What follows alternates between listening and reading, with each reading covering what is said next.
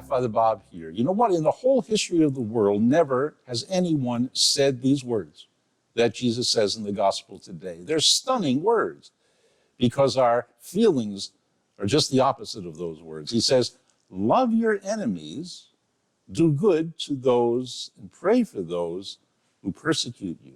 Now understand, those are not the same two groups.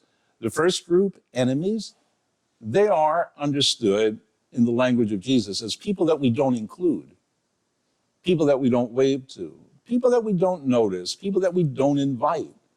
And he says at the end of it, it's easy to say hi and love all those who have lent money to us, etc. But here, he's saying you need to bring people close. Pope Francis says the same thing. Welcome people first that disagree with you. Now, there are many people who disagree with us in many things in Catholicism, but among the most important is abortion, a woman's right to choose. I remember my theology professor, Monsignor Mulligan, said to us on the day that that Supreme Court ruling gave that right. He said, fellas, this will not change unless we change people's hearts. How do we change people's hearts? Well, certainly by not calling them names, baby killers, among other things. That doesn't bring people close, but rather welcoming people and wanting to listen to them. I have a Jewish couple that was right next door to my sister. We're always having fun talking about politics. But one time I said to them, what do you think about the whole issue of abortion?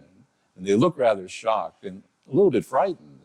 And they said, well, yes, we believe in a woman's right to choose. And I said, tell me more. I really want to understand it. And they opened up for about 5 minutes, and I kept telling, tell me more. Now they're coming close. Now they're not scared. And I said, you seem to be very, very strong advocates of human rights. They said, we are. And I said, well, what's more important than human rights? Is women's rights more important? They said, no, I guess human rights are. Then I said very simply to them, because they were really listening now, I said, when do we get them? When do we get our human rights? And they said, never thought about that. We're going to give it some thought. And I said at the end of our conversation, when we first sat down and addressed this issue, what did you think was going to happen? They said, fireworks. We thought you were going to call us names, and we thought we were going to call you names. But no, we're going to think this through.